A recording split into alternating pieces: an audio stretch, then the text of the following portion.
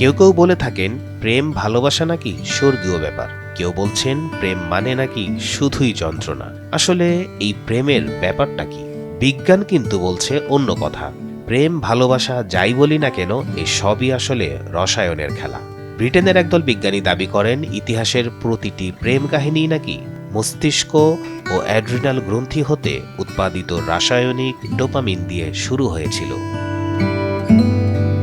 বিজ্ঞান বলছে মানুষের প্রেমে পড়ার জন্য দায়ী এক ধরনের জিন, যা আমাদের মস্তিষ্কের থ্যালামাসের এক ধরনের রাসায়নিক অবস্থা। সেই সাথে শরীরের ডোপামিন এবং নরেপিনেফ্রিন হরমোন নিঃসরণও বেড়ে যায়।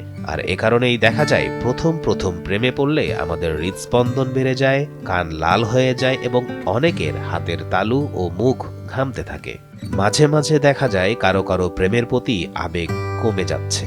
তার কারণ হিসেবে বিজ্ঞানীরা বলছেন তখন আমাদের মস্তিষ্ক থেকে ডোপামিন এবং নরেপিনেফ্রিন নামক হরমোনগুলোর নিঃসরণ কমে যায়।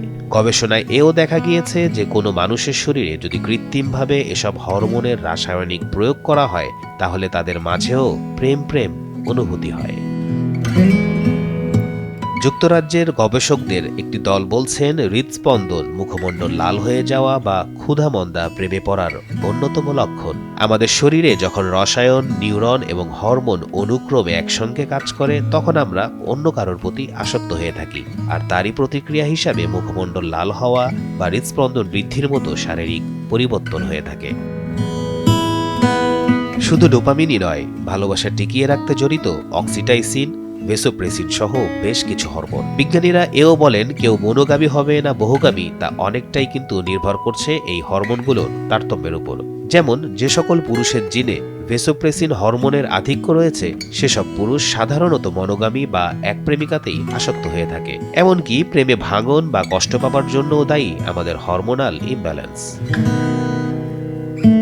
বিজ্ঞানীরা বলছেন বিচ্ছেদের পরে মস্তিষ্ক থেকে কর্টিসল নামের যে হরমোন নিঃসৃত হয়, তা মূলত মানসিক চাপ সৃষ্টিকারী হরমোন।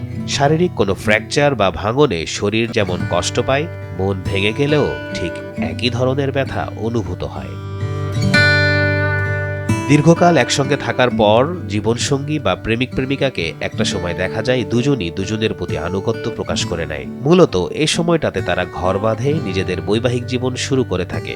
বিজ্ঞানীদের মতে এই অনুভূতিও হয় অক্সিটোসিন ও ভ্যাসোপ্রেসিন নামক দুটি হরমোনের কারণে। ভাবছেন তাহলে ব্যাপারটা কি দাঁড়াচ্ছে? ভালোবাসা আসলে স্বর্গীয় কোনো বিষয় নাই, এর পুরোটাই কিন্তু বিজ্ঞান।